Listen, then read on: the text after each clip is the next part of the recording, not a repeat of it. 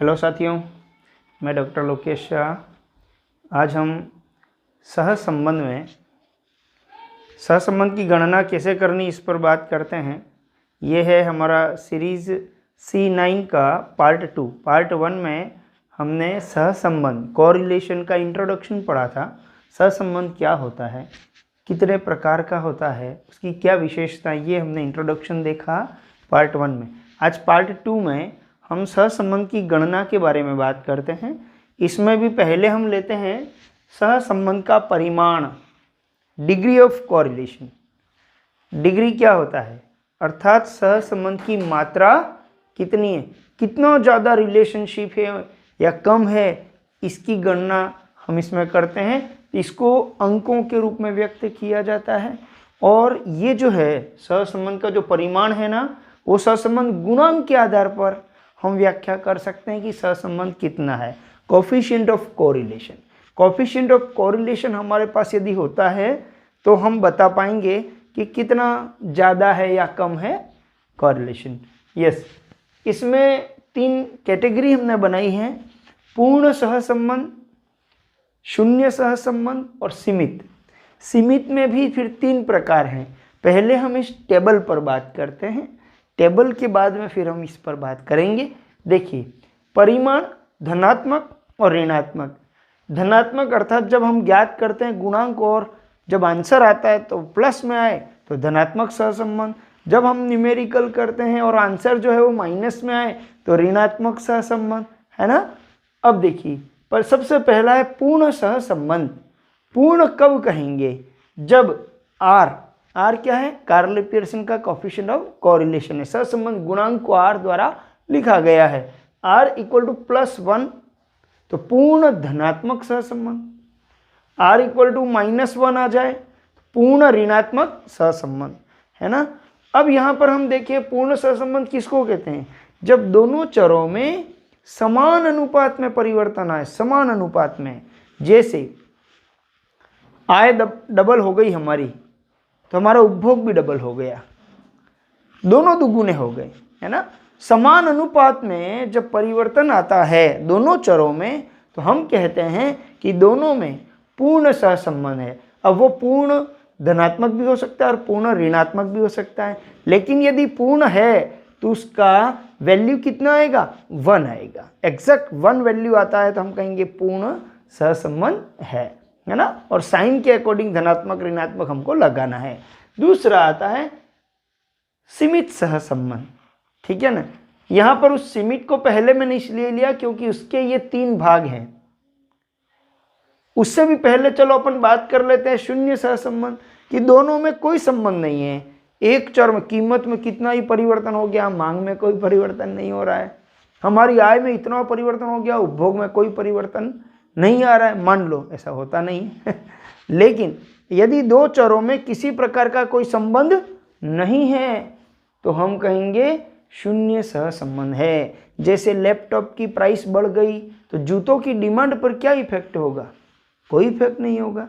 तो लैपटॉप की प्राइस जूतों की डिमांड में कैसा कोरिलेशन है, 0, कोई संबंध नहीं है, है ना। तो जब भी शून्य सहसंबंध होता है तो आर का वैल्यू आएगा 0, यहाँ भी 0। हम कहेंगे सहसंबंध की अनुपस्थिति है, एब्सेंस ऑफ कोरिलेशन या 0 डिग्री ऑफ कोरिलेशन, ठीक है। अब बात करते हैं, जब हम पूर्ण की भी बात कर चुके, शून्य की भी बात कर चुके, अब बात आएगी 0 और 1 के बीच की बात आएगी। 0 और 1 के बीच में हमने 3 कैटेगरी बनाई है। यदि हमारा आंसर 0.75 से 1 के बीच में आता है, 3 टुकड़े कर लो आप, 0 से 0.25, 0.25 से 0.75, मतलब 0.25 से 0.75, और एक होता है 0.75 से 1 के बीच में। 3 कैटेगरी में सबसे पहले लेते हैं उच्च कोटि का सहसंबंध, हायर डिग्री ऑफ कोरिलेशन।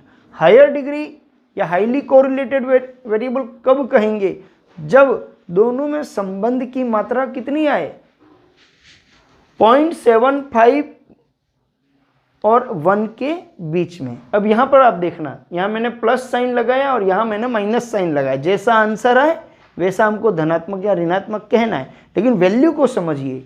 यहां पर मैंने r greater than equal to 0.75 लिखा है, अर्थात यदि सहसंबंध गुणांक का मान 0.75 के बराबर हो तो भी हाईली कोरिलेटेड, और 0.75 से ऊपर हो तो भी हाईली कोरिलेटेड, लेकिन 1 से लेस होना चाहिए। 1 से यहाँ लेस का ही साइन लगाया मैंने ना, 1 के बराबर नहीं होना चाहिए। 1 के बराबर होगा तो पूर्ण सहसंबंध हो जाएगा। तो हम ये कहेंगे 0.75 के इक्वल या 0.75 से एबव वैल्यू हो लेकिन लेस देन 1, तो ये कौन सा होगा? उच्च कोटि का सहसंबंध। यदि ये साइन प्लस का है तो उच्च धनात्मक सहसंबंध, और यदि यही साइन माइनस में आता है हम कहेंगे उच्च ऋणात्मक सहसंबंध।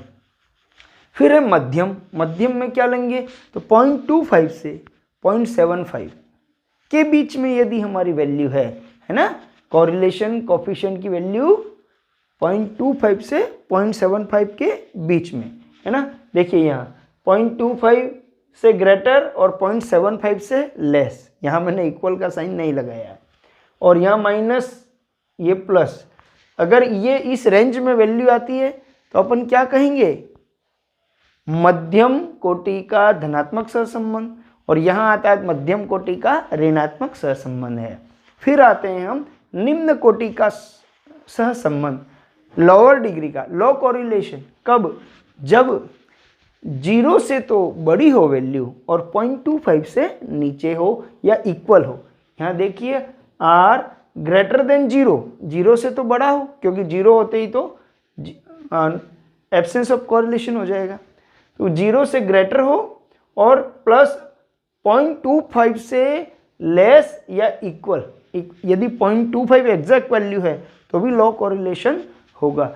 ये यदि प्लस में है तो निम्न कोटि का धनात्मक सहसंबंध, और यदि ये माइनस में है तो निम्न कोटि का ऋणात्मक सहसंबंध होगा। ये चार्ट हमको ध्यान में रखना है। 0 हो तो नो कोरिलेशन, 1 हो तो परफेक्ट कोरिलेशन, 0.75 और 1 के बीच में हो तो हायर या हाईली कोरिलेशन है ना, 0.25 और 0.75 के बीच में हो मॉडरेट कोरिलेशन, मध्यम कोटि का, और 0.25 और 0 के बीच में हो लो कोरिलेशन। ठीक है, ये टेबल हमें थोड़ा सा ध्यान रखना है। साइन जैसा भी हो, प्लस का साइन हो तो हमें धनात्मक शब्द लिखना ही है, माइनस का साइन हो तो हमें ऋणात्मक शब्द लिखना है। देखिए शून्य सहसंबंध, जब दोनों में कोई संबंध न हो। सीमित, इसमें 3 कैटेगरी हैं, उच्च, मध्यम और निम्न। अब बात करते हैं सहसंबंध मापन की रीतियाँ, methods of measuring correlation. Correlation का मेजरमेंट कैसे करना, कैलकुलेशन कैसे करना है, उसके लिए डिफरेंट मेथड्स हैं, फार्मूलाज हैं। सबसे पहला मेथड है विक्षेप चित्र या प्रकीर्ण आरेख रीति, है ना, स्कैटर्ड डायग्राम मेथड। अब स्कैटर्ड डायग्राम नाम से ही क्लियर है ना, क्या कि ग्राफ पेपर पर दोनों सीरीज के वैल्यू प्लॉट करना है और उससे जो भी डायग्राम बने ऐसा बनाना, या पॉइंट को हम केवल प्लॉट कर देना तो भी आइडिया लग जाएगा। देखिए उसकी ये 5 कैटेगरीज हो सकती हैं, ये 5 संभावनाएं हो सकती हैं। उसके आधार पर हमने 5 प्रकार के ये क्लासिफिकेशन किए हैं कोरिलेशन के लिए। देखिए इसमें सबसे पहला है पूर्ण धनात्मक। ये ध्यान रखना, एक्स एक्सिस पे ये एक्स चर को लिया है, वाई एक्सिस पे वाई चर को लिया है। एक्स स्वतंत्र चर है, यहाँ वाई आश्रित चर है। ठीक है, ये 2 चर हमने लिए हैं और उस पूरे जो वैल्यू दिए हुए हैं ना उसको ग्राफ पेपर पर प्लॉट किए, और सारे ये देखिए सीधी रेखा बन गई, सारे पॉइंट एक ही लाइन में आ गए, यहाँ भी सारे पॉइंट एक ही लाइन में आ गए। लेकिन डिफरेंस क्या है, इसका स्लोप पॉजिटिव है, धनात्मक ढाल है, इसका स्लोप नेगेटिव है, इसका ऋणात्मक ढाल है। कोई बात नहीं, ये धनात्मक सहसंबंध हो गया, ये ऋणात्मक सहसंबंध हो गया, लेकिन कैसा, इसकी डिग्री कैसी है, तो हम कहेंगे पूर्ण धनात्मक सहसंबंध, पूर्ण ऋणात्मक सहसंबंध, परफेक्ट कोरिलेशन है। लेकिन कब कहेंगे, जब सारे पॉइंट एक दूसरे पर ओवरलैप हो रहे, केवल एक ही लाइन मिले, एक सीधी लाइन हम खींच सकते हैं, ऐसा अगर ग्राफ पेपर पर बनता है, ऐसी संभावना बनती है कि सारे बिंदु एक ही लाइन पर आ जाएं, हम कहेंगे पूर्ण धनात्मक या पूर्ण ऋणात्मक सहसंबंध है। तीसरा, सीमित धनात्मक और सीमित ऋणात्मक। ये तो हो गया परफेक्ट। परफेक्ट कब कहेंगे? जब स्ट्रेट लाइन बन जाए।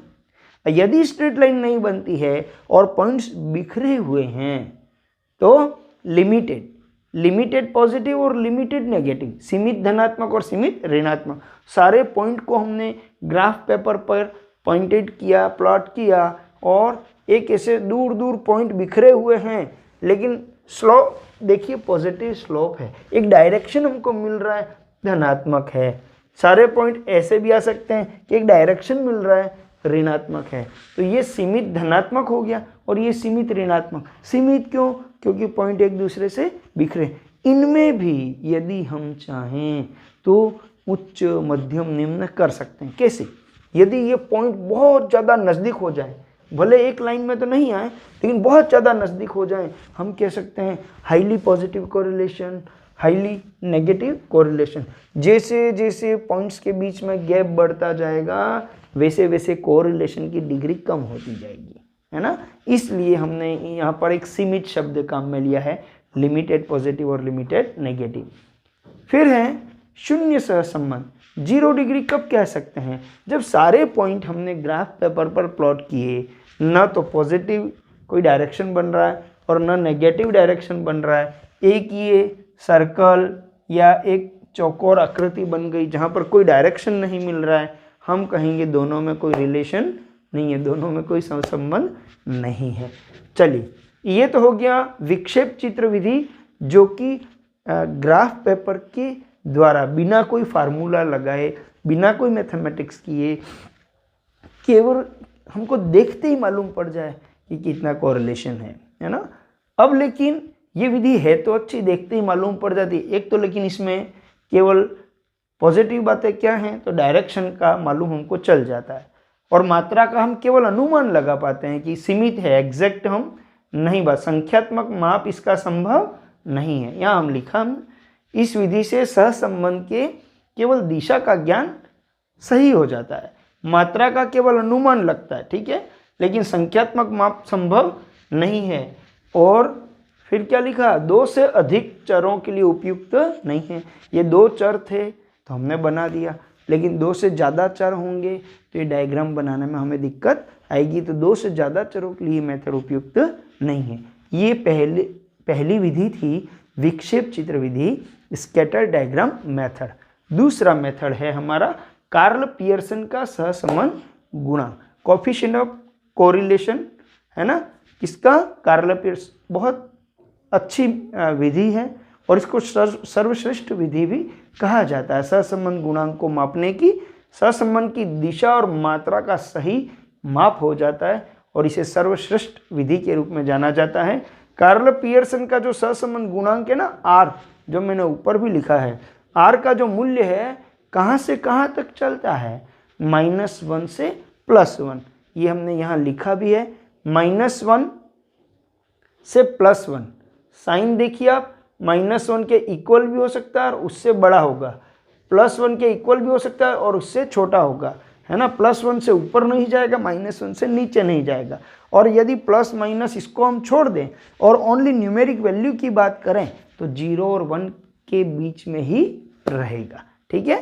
तो लेकिन अब माइनस वाली वैल्यू 0 से छोटी है, इसलिए रेंज हमें यही याद रखनी है कि R का वैल्यू -1 से +1 के बीच में चलता है। जितने भी हम न्यूमेरिकल करेंगे और कोरिलेशन कोएफिशिएंट निकालेंगे R की वैल्यू, वो वैल्यू हमेशा हमारी 1 और 0 के बीच में आएगा, लेकिन उसका साइन प्लस और माइनस रह सकता है।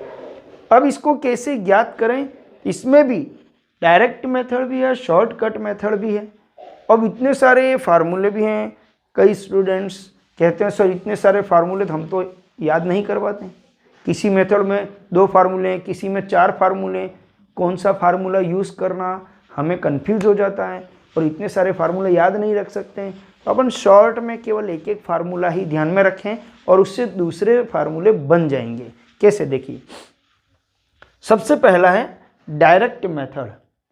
पूरी स्टैटिस्टिक्स में ध्यान रखना, जहाँ भी डायरेक्ट और शॉर्टकट की बात आती है डायरेक्ट का मतलब होता है जो डेविएशन निकलता है, विचलन निकलता है, वो किससे निकलता है? एक्चुअल मीन से, वास्तविक माध्य से यदि विचलन ज्ञात किया जाए तो वो प्रत्यक्ष विधि है। और कल्पित माध्य से, एज्यूम्ड मीन से यदि डेविएशन, विचलन निकाला जाए तो वो विधि कौन सी होती है? शॉर्टकट मेथड या कल्पित माध्य विधि या लघु रीति कहते हैं। अब यहाँ प्रत्यक्ष रीति है, ये तो सोच में आ चुका है हमारे कि यहाँ पर dx और dy जो है, x का विचलन और y का विचलन कैसे निकला है? एक्चुअल मीन से निकला है, वास्तविक माध्य से निकला है। देखिए ये फार्मूला हमें ध्यान रखना है, r = सिग्मा dx dy। कई बुक्स में स्मॉल x और स्मॉल y भी लिखा है, लेकिन इसका मीनिंग वही है ना। स्मॉल x या dx का मतलब क्या है? x माइनस एक्स बार। x के जो वैल्यूज दिए हुए हैं न्यूमेरिकल में, है ना, उसमें से घटाना क्या है? x बार। x बार क्या है? x श्रेणी का वास्तविक माध्य। ये हमने यहाँ लिखा भी है, दूसरे सिग्मा x ओपन n, ये पहले हम पढ़ चुके हैं। dy का मतलब y माइनस वाई बार। y बार क्या है? y श्रेणी का वास्तविक माध्य है ना। x श्रेणी का वास्तविक माध्य x बार, y श्रेणी का वास्तविक माध्य y बार। y बार भी कैसे निकलेगा? Sigma y open n। n क्या है? x और y श्रेणी के युग्म, मतलब वैल्यूज कितनी है? जितने x में है उतनी ही वैल्यूज y में है, इसलिए यहाँ पर युग्म शब्द काम में लिया गया है। या नंबर ऑफ वैल्यूज भी आप कह दो, लेकिन समझना आपको है कि x या y दोनों में से कोई एक गिन लो, वैल्यू तो दोनों में बराबर होंगे, है ना। इसलिए यहाँ पर युग्म शब्द लिया है, x और y श्रेणी के पद युग्म। अब वह यहाँ पर सिग्मा x आया है, ये सिंबल काहे का है? प्रमाप विचलन, स्टैंडर्ड डेविएशन या मानक विचलन का है। ये भी हम पहले पढ़ चुके हैं, हमारी जो C8 सीरीज है ना, उसमें ये डिटेल हम पढ़ा चुके हैं। सिग्मा x श्रेणी का प्रमाप विचलन, सिग्मा y श्रेणी का प्रमाप विचलन, ये हमने यहाँ लिख दिया। लेकिन अब बात ये आती है कि इस फार्मूले का यूज हम कब करेंगे, ये भी तो ध्यान रखना है ना। कौन सा फार्मूला कब काम में लेना है? जब न्यूमेरिकल में आपको n, sigma x, sigma y, summation dx dy सब रेडीमेड दिया हुआ हो, तब आप इस फार्मूले का यूज करना। बस ये हमें मेंटली फिट रखना है कि जब भी sigma x, sigma y, n, summation dx dy दिया हुआ है, रेडीमेड है, तब हम इस फार्मूले का यूज करेंगे। अन्यथा जब x श्रेणी, y श्रेणी दी हुई हो तो हम दूसरे फार्मूले में जाएंगे। डायरेक्ट मेथड का दूसरा फार्मूला ये रहा। ये फार्मूला इसी से डेवलप हुआ है। सिग्मा x का वैल्यू रख दो, सिग्मा y का वैल्यू रख दो, ये आ जाएगा। इसी से ये डेवलप हुआ है ना। अब यदि ये sigma x, sigma y readymade नहीं दिए हुए, x सीरीज के वैल्यू, y सीरीज की वैल्यू दे रखे हैं, तो अपने को ये फार्मूला काम में लेना है। r = समेशन dx dy अपन अंडर रूट, ये रूट बना हुआ है, रूट में d² x का समेशन है और d² y का समेशन है। समेशन मतलब टोटल, है ना, और दोनों का मल्टीप्लाई भी है और पूरा मल्टीप्लाई रूट के अंदर है। हम चाहें तो दोनों के रूट अलग अलग भी कर सकते हैं, है ना। Root summation d² x into root summation d² y, ऐसा भी कर सकते हैं, या एक ही रूट के अंदर दोनों का मल्टीप्लाई भी कर सकते हैं। ध्यान ये रखना कि यहाँ पर ये क्या है, dx और dy का मल्टीप्लाई करके फिर टोटल करना है, और यहाँ पर क्या है, स्क्वायर का टोटल, डेविएशन के स्क्वायर का टोटल, इसके भी डेविएशन के स्क्वायर का टोटल, और फिर दोनों का मल्टीप्लाई हुआ है। ये इन दोनों में डिफरेंस है, ठीक है। यहाँ भी dx का मतलब x माइनस एक्स बार, dy मतलब y माइनस वाई बार। क्यों? क्योंकि डायरेक्ट मेथड चल रहा है ना, इसलिए एक्चुअल मीन से ही डेविएशन निकलेगा। ये फार्मूला कब काम में लेना है वो हमने यहाँ लिखा है कि जब x और y श्रेणी दी हुई हो, दोनों के वैल्यूज दिए हुए हैं, और x बार और y बार पूर्णांक में हों, पॉइंट में नहीं आना चाहिए। यदि पॉइंट में आएगा तो डेविएशन निकालना, फिर उसका स्क्वायर करना, तो बहुत बड़ा कैलकुलेशन हो जाएगा। ये हमें ध्यान रखना है, जब x बार और y बार पूर्णांक में हो तभी हम इस फार्मूले का यूज करेंगे। नेक्स्ट है सेकेंड मेथड है हमारा शॉर्टकट मेथड। शॉर्टकट मेथड कब काम में लेना है? ये ध्यान रखना है। फार्मूले तो बहुत सारे हैं, लेकिन कौन सा फार्मूला कब काम में लेना है। शॉर्टकट मेथड हम तब काम में लेंगे जब x बार और y बार पूर्णांक में ना हो, अर्थात पॉइंट में आते हों, तब हमें ये काम में लेना है। नेक्स्ट, x और y श्रेणी के जो मूल्य हैं वो बड़े हों अर्थात 50 और उससे और बड़े बड़े वैल्यू हों, है ना, तो हमें शॉर्टकट मेथड ले लेना है। वैसे ध्यान रखना, आप कोई सा भी मेथड काम में लो, आंसर सेम आएगा, ठीक है ना। इसलिए आपको लगता है कि मेरे लिए ये कैलकुलेशन इजी है, वहाँ पर आपको फार्मूला सेलेक्ट करना है, लेकिन ये तो ज़रूर है कि x बार या y बार पूर्णांक में नहीं है तो शॉर्टकट, और पूर्णांक में हो तो डायरेक्ट मेथड काम में लेना। ये हमको याद करना पड़ेगा। ये याद होगा तो हमें आगे कई जगह हेल्प मिल जाएगी, है ना। आगे जैसे रिग्रेशन एनालिसिस आएगा, प्रतिगमन, वहाँ भी इसी से फार्मूले हम बनाएंगे। इसलिए ये सब फार्मूले एक बार तो आपको ध्यान में रखने पड़ेंगे। इसमें 3-4 फार्मूले सब एक दूसरे से मिले हुए हैं। आप केवल एक ही फार्मूला याद करिए, R = n summation dx dy minus summation dx into summation dy, है ना। फिर अपन ये रूट 2 हैं, एक x के लिए है एक y के लिए है, 2 रूट अलग अलग हैं। x में क्या है, n समेशन d²x, मतलब d² करके फिर उसका टोटल करना है, माइनस समेशन dx का होल स्क्वायर, ठीक है। अब यही बात y के लिए, n रूट के अंदर n summation d² minus summation dy का होल स्क्वायर। तो जो x के लिए है वही y के लिए है, ठीक है। ऐसे हम याद रखें। डिफरेंस क्या है, इसमें डेविएशन के स्क्वायर का टोटल है और ये डेविएशन के टोटल का होल स्क्वायर है, ठीक है। ये फार्मूला कब, यहाँ dx का मतलब क्या है, x माइनस ax, a मतलब एज्यूम्ड मीन, कल्पित माध्य, किसका, ax मतलब x श्रेणी में से कल्पित माध्य लेना है। ये मैंने आपको माध्य वाले चैप्टर में डिटेल में समझाया है कि मिनिमम वैल्यू भी नहीं लेना है, मैक्सिमम भी नहीं लेना, लमसम बीच का जो वैल्यू है उसको आप किसी को भी ले सकते हो। dy कैसे निकलेगा, y माइनस ay, ये ay क्या है, y श्रेणी का कल्पित माध्य, ये हमने यहाँ लिखा है, ठीक है। ये फार्मूला हमें याद रखना है और इसका यूज़ कब करेंगे, जब x बार और y बार दोनों पूर्णांक में नहीं हो, पॉइंट में हो, ठीक है। दोनों में से एक भी अगर पॉइंट में हो तो भी अपने को यही फार्मूला यूज़ करना है। तीसरा जो बनाया है ना, बिना विचलन ज्ञात किए, है ना, ये ध्यान रखना, मैं इसी से बना रहा हूँ, इसलिए आपको ये फार्मूला याद करने के लिए कहा है। बिना विचलन ज्ञात किए, डेविएशन नहीं लेना है, या ये कहा जाए मूल समंकों से, जो क्वेश्चन में दिए हुए हैं उसी समंकों से, उसी वैल्यूज से हमको कोरिलेशन निकालना है, डेविएशन मत निकालना, ठीक है ना, ऐसा कहा है। या तो लिखा हुआ आएगा मूल समंकों से या बिना विचलन ज्ञात किए सहसंबंध ज्ञात कीजिए।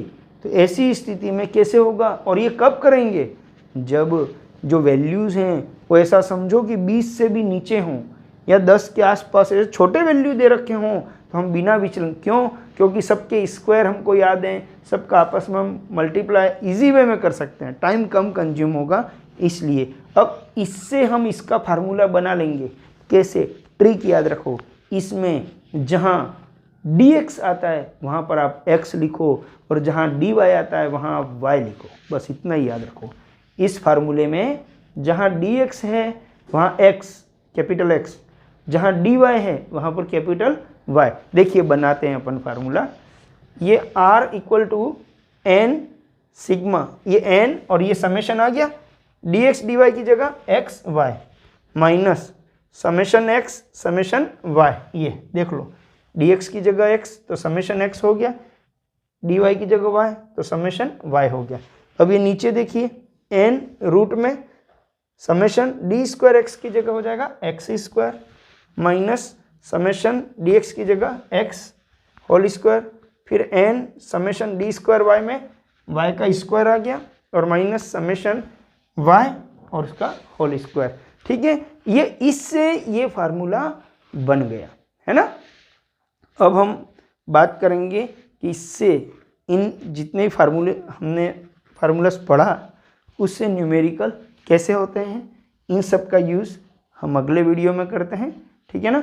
इस वीडियो में हमने सारे फार्मूले कौन कौन से याद रखने, किससे कौन सा फार्मूला बन जाएगा, ये हमने सीखा, विक्षेप चित्र देखा और सहसंबंध का जो परिमाण है, डिग्रीज ऑफ कोरिलेशन, ये देखा। नेक्स्ट वीडियो में हम देखते हैं इन फॉर्मूला से न्यूमेरिकल कैसे होते हैं। Thank you.